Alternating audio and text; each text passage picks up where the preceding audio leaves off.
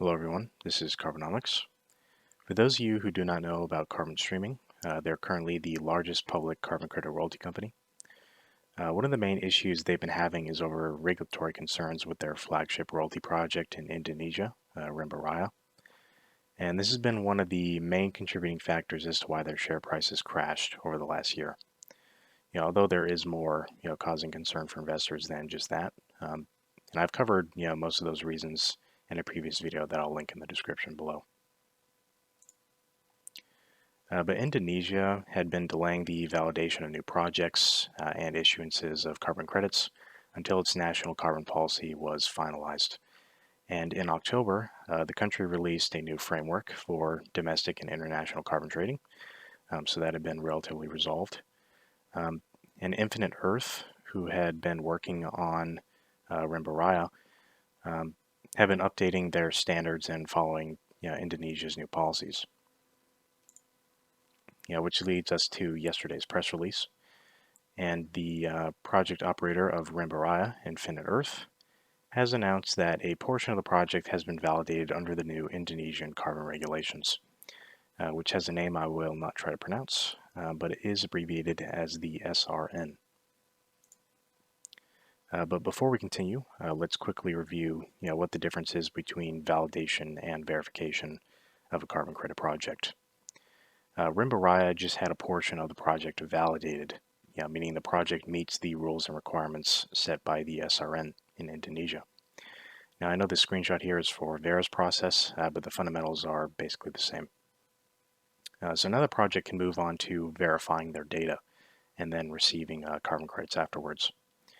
And this is going to involve, confirming if the project is truly making a difference to the environment, or if it's just collecting free funds via the carbon markets and kind of neglecting the region that they're focused on. But as for the highlights, Rimba Raya has been the first REDD Plus project validated under Indonesia's carbon framework. And that validation was limited to around 36,000 hectares, which the total area of the project is around 47,000. So that is the majority of the project being validated so far. And in the fifth bullet point here, we can see that the validation was audited by a local Indonesian company, which would typically not cause any concern, but according to their website, there's no mention here of the trusted, carbon credit organizations like Vera and Gold Standard.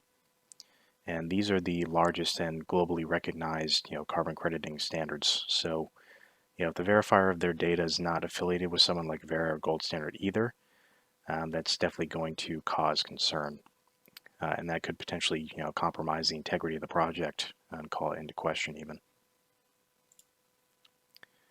So, we'll see who ends up conducting that verification process. But that is scheduled to start in the new year, starting in January. And the project was estimated to generate around 3.5 million REDD Plus carbon offsets per year. Which, as we can see from this graph, makes up a significant portion of the company's potential revenue until it starts to spread out a little more in 2024 to 2025, with sustainable community and cook stove projects. But even still, this has been and will be quite a strain on the company's revenue profile, if Rimba Raya is not verified soon.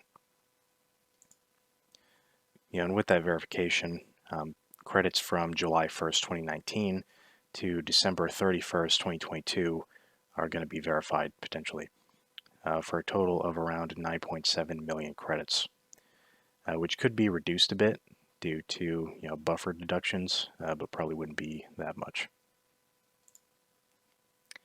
But at the current price of an average REDD Plus credit around $12 to $14, that's going to end up being around over $100 million.